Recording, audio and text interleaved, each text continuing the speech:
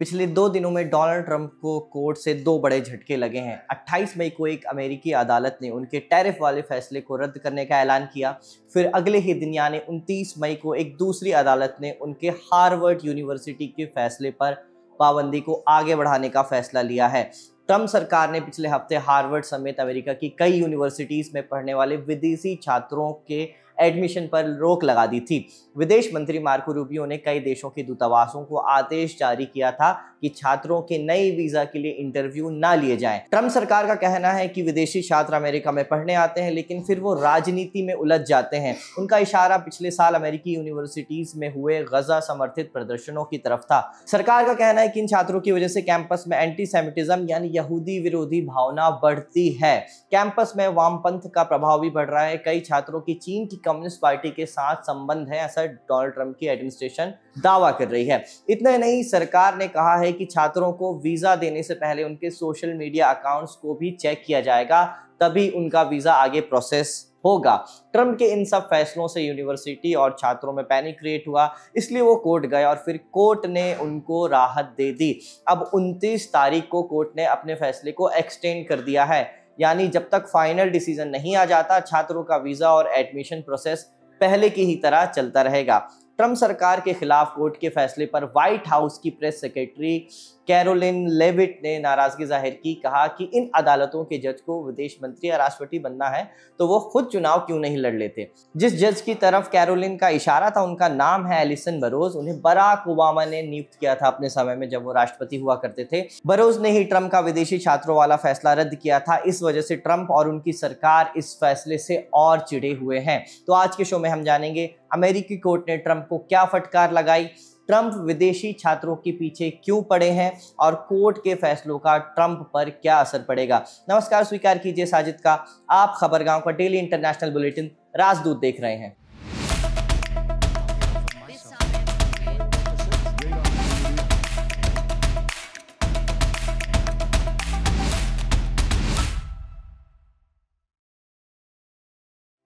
पिछले साल की बात है, अमेरिका की कई यूनिवर्सिटीज में गजा में चल रही जंग को समाप्त करने के लिए छात्रों ने प्रदर्शन किए थे। सबसे पहला प्रदर्शन न्यूयॉर्क शहर की कोलंबिया यूनिवर्सिटी में शुरू हुआ था। तारीख थी 17 अप्रैल 2024।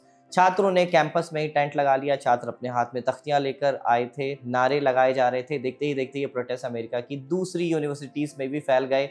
छात्र जंग खत्म करने के अलावा अमेरिका से इसराइल को हथियार और पैसा ना देने की मांग कर रहे थे। अमेरिका में ये प्रोटेस्ट जून महीने तक चला। जिस समय ये सब हो रहा था उस समय अमेरिका में ट्रंप और बाइडेन अपना अपना चुनावी कैंपेन कर रहे थे। ट्रंप ने इन प्रदर्शनों पर कई बार बाइडेन को घेरने की कोशिश की। कहा, मैं राष्ट्रपति होता तो ऐसी प्रोटेस्ट होने ही नहीं देता। मैं राष्ट्रपति बना तो इन छात्रों को वापस उनके देश भेजूंगा, उनके वीजे रद्द कर दूंगा। अब ट्रंप राष्ट्रपति बन चुके हैं और वो अपने कहे के मुताबिक अपना वादा निभा रहे हैं। टाइमलाइन देखिए, 16 अप्रैल 2025 अमेरिका के डिपार्टमेंट ऑफ होमलैंड सिक्योरिटी ने हार्वर्ड यूनिवर्सिटी से विदेशी छात्रों की डिटेल मांगी। डिपार्टमेंट ऑफ होमलैंड सिक्योरिटी को आप वहां का गृह मंत्रालय समझ सकते हैं।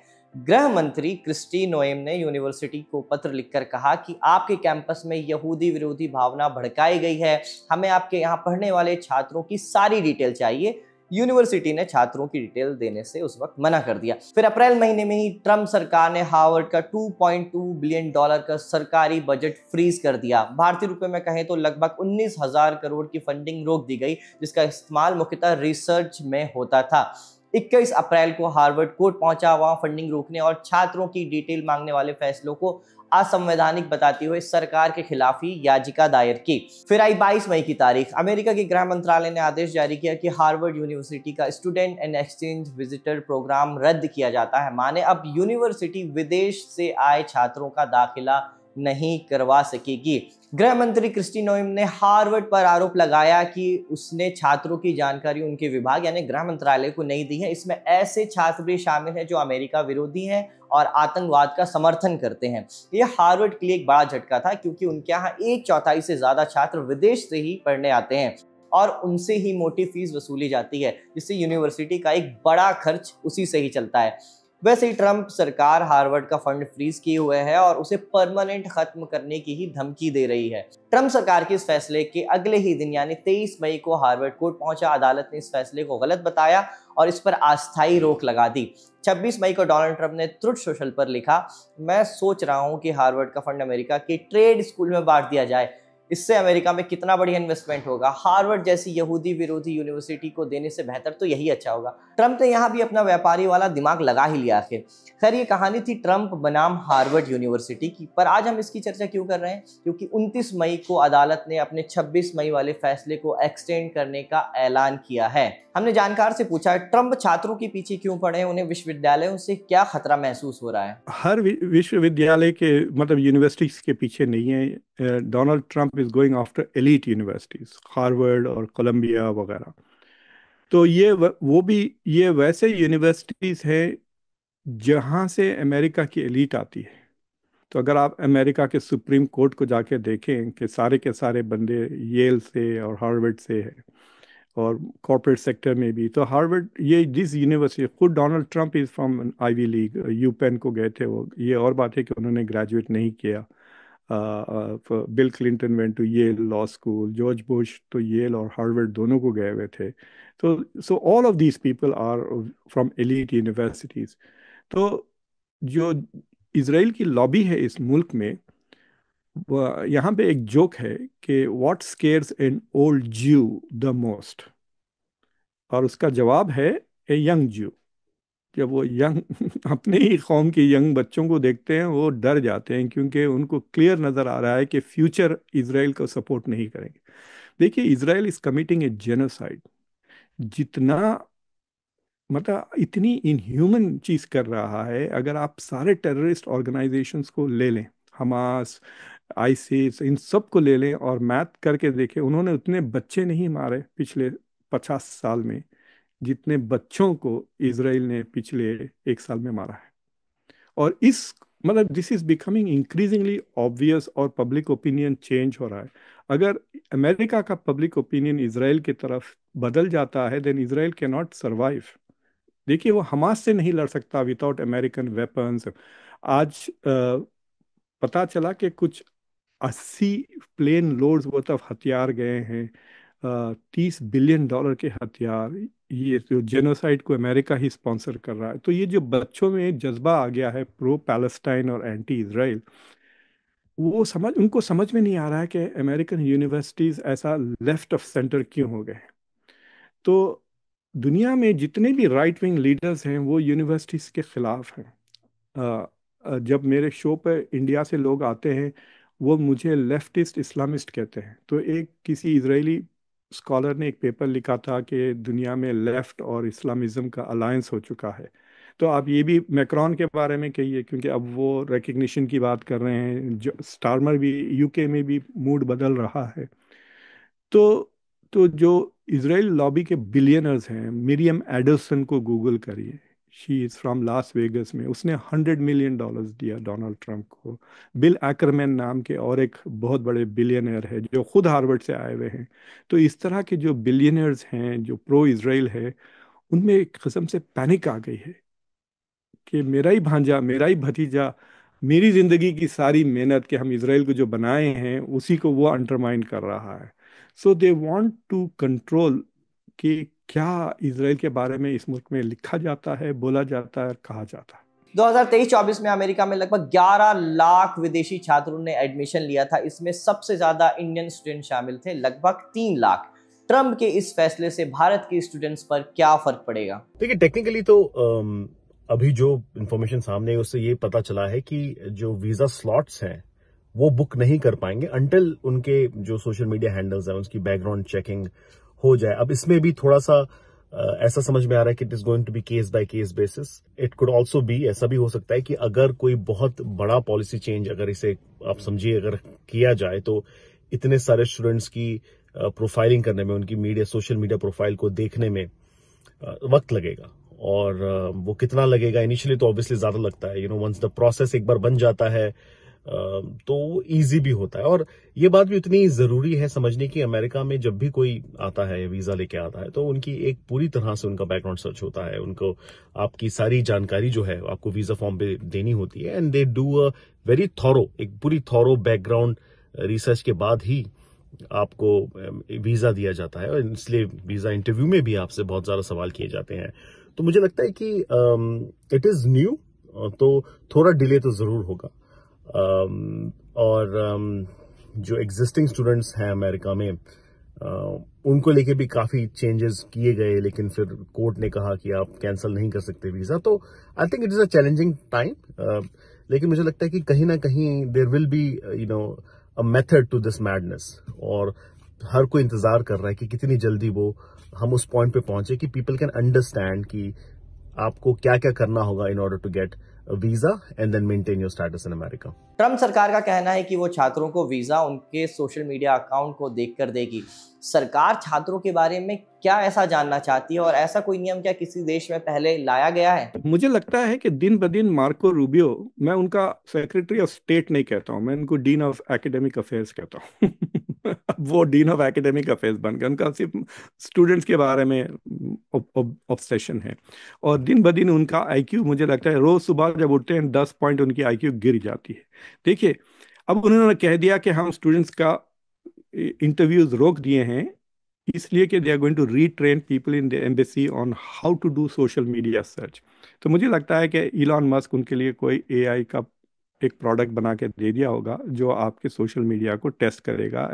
Basically is going to do a word search.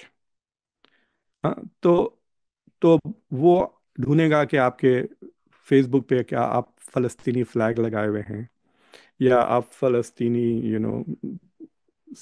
T shirts पहने हुए हैं वगैरह वगैरह। ठीक है, कफिया अगर आपने पहन रखा है तो they will do a photographs test, they will look at words test, क्या आपने लफ्ज गाजा और जेनोसाइड इस्तेमाल किया है, इस तरह से सर्च करेंगे। अब अब वो शुरू करेंगे मेरे ख्याल से अगस्त में, they might start again interviewing students. और जो स्टूडेंट्स ऑलरेडी इंटरव्यू के लिए स्केड्यूल हो गए हैं उनको तो they are going to go ahead and interview them. अब दुनिया में सबको पता चल गया, तो वो सारे के सारे जो भी स्टूडेंट अप्लाई कर रहे हैं, आई एम श्योर, यानी अगर वो इंतहाई बेवकूफ़ हैं तो और बात है, वरना वो अपने सारे सोशल मीडिया डिलीट कर देंगे। They will delete their Facebook account and Twitter. और कितने स्टूडेंट्स के पास फॉलोइंग होती है, there are very few of them who will have a big following. तो मुझे ठीक। लगता है कि this is not just about it, it is an attempt to end immigration. तो जो इंटरनेशनल स्टूडेंट्स आते हैं अमेरिका को, मैंने अभी अपने चैनल पे एक शो किया था जिसमें पता चला कि 17% अंडर ग्रेजुएशन रुकते हैं अमेरिका में सिर्फ। तो जो बैचलर्स डिग्री के लिए आते हैं they are the best for the university, क्योंकि वो पूरा ट्यूशन पे करते हैं। और 6 में से 1 रुकता है, 5 वापस चले जाते हैं। तो they are net profit for all. और देखिए, जब जो स्टूडेंट्स आते हैं ना, 11,26,000 इंटरनेशनल स्टूडेंट्स हैं अमेरिका में, वो 4 लाख जॉब्स क्रिएट करते हैं अमेरिका में। वो ना सिर्फ यूनिवर्सिटी में रहते हैं, वो अपार्टमेंट्स रेंट करते हैं, रेस्टोरेंट्स में खाते हैं, मूवीज को जाते हैं, ट्रैवल करते हैं। They spend a lot of money besides the tuition. तो इट दे क्रिएट जॉब्स, मतलब बारटेंडर्स को ज़्यादा जॉब्स मिल जाते हैं क्योंकि स्टूडेंट्स आए हुए हैं वगैरह। So they contribute to the economy up to $50 billion की इकोनॉमी को कंट्रीब्यूट करते हैं वो सालाना, इंटरनेशनल स्टूडेंट्स। और उसमें से जो मास्टर्स के लिए आते हैं वो आधे रुक जाते हैं अमेरिका में। और जो पीएचडी करते हैं वो 75% अमेरिका में रुक जाते हैं। So these universities are not producing talent for foreign countries. मतलब 50% यहाँ रुक रहे हैं और वो 50% वापस जा रहे हैं जिनको यहाँ जॉब्स नहीं मिले। सो वहां पे भी देयर इज ए क्वालिटेटिव छन्नी लग रही है, right? The better ones are staying because they are getting jobs, the other ones who are not getting jobs, mostly खासतौर से स्टेम एरिया में, वो वापस चले जाते हैं। तो इन मेनी वेज फायदा ही फायदा है अमेरिका का। नुकसान सिर्फ ये है कि वो गोरे नहीं है और they are not pro Israel. ठीक। ठीक है। अब अगर उनको वो बीजेपी, बजरंग दल, शिवसेना, जो गुंडे सड़कों पे लिंचिंग वगैरह करते फिरते, उस तरह के बंदे हार्वर्ड थोड़ी एडमिट करता है। तो जितने भी पढ़े लिखे इंडियंस भी आ रहे हैं, they are more sympathetic to Palestine than to Israel, you know. तो इनका प्रॉब्लम ये है कि हमको गुंडे नहीं मिल रहे हैं, हमको पढ़ाकू बंदे मिल रहे हैं, एंड सो उनको लेफ्टिस्ट कहकर जो भी प्रोफेसर अच्छा रिसर्च करता है उसको लेफ्टिस्ट कह देते हैं आइडियोलॉजी में, विच इज सो डिसगस्टिंग। तो इसलिए मैं कहता हूँ कि instead of trying to make America great again, they are trying to make America dumb again. ये चैप्टर यहीं तक। अब कुछ बोनस खबर जान लेते हैं। पहली खबर बांग्लादेश से। बांग्लादेश में अंतरिम सरकार चला रहे मोहम्मद यूनुस के खिलाफ लोगों का गुस्सा बढ़ता ही जा रहा है। 28 मई को राजधानी ढाका में हजारों लोगों ने सड़क पर प्रदर्शन किया। उन्होंने यूनुस सरकार के खिलाफ विरोध में नारे लगाए। लोगों की मांग है कि देश में इस साल के अंत तक चुनाव करवा दिए जाएं। यही मांग बांग्लादेश के आर्मी चीफ वकारुज्जमा, बांग्लादेश की पूर्व प्रधानमंत्री खालिदा जिया की भी रही है, और यही बात बीती रोज भारत ने भी बांग्लादेश की सरकार को कही है। मोहम्मद यूनुस पिछले साल अगस्त से बांग्लादेश में अंतरिम सरकार के मुखिया बने हुए हैं। 5 अगस्त 2024 को विरोध प्रदर्शनों के चलते शेख हसीना देश छोड़कर भाग गई थी, जिसके बाद 8 अगस्त को अंतरिम सरकार बनाई गई। उस समय भी यूनुस ने देश में जल्द से जल्द चुनाव करवाने का वादा किया था, लेकिन वो वादा अब तक पूरा नहीं हो पाया है। दूसरी खबर इसराइल से है। गजा में चल रहे युद्ध विराम को लेकर एक नई बात चल रही है। खबर है कि अमेरिका ने एक नए युद्ध विराम प्रस्ताव को पेश किया है। मीडिया रिपोर्ट्स की माने तो इसराइल ने इसमें हामी भर दी है। वहीं हमास का कहना है कि इस प्रस्ताव में हमारी बात नहीं सुनी गई। हमास के पॉलिटिकल ब्यूरो के मेंबर बासम नईम ने कहा है कि यह युद्ध विराम समझौता हमारी किसी भी मांग को पूरा नहीं करता है। हम इस पर अभी सोच विचार कर रहे हैं, उसका जवाब 30 या 31 मई तक देंगे। हमास का यह भी कहना है कि इस प्रस्ताव में स्थायी युद्ध विराम की बात नहीं कही गई है, साथ ही मानवीय सहायता पहुंचाने पर कोई गारंटी नहीं दी गई है। आज का राजदूत यहीं समाप्त होता है। ये शो रिकॉर्ड किया था आपके लिए हमारे साथी इरशाद ने। मेरा नाम है साजिद। देखते रहिए खबरगांव।